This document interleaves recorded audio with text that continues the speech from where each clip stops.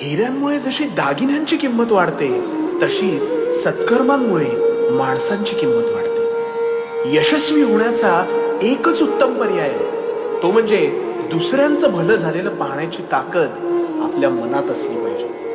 तू कोणालाही फसवू नकोस. मी आहे तुझ्या पाठीशी. तुझी कधीच फसवणूक होऊ देणार नाही. मोठा अधिकार, संपत्ती यांचा चिरकाल भरवसा मानू नये.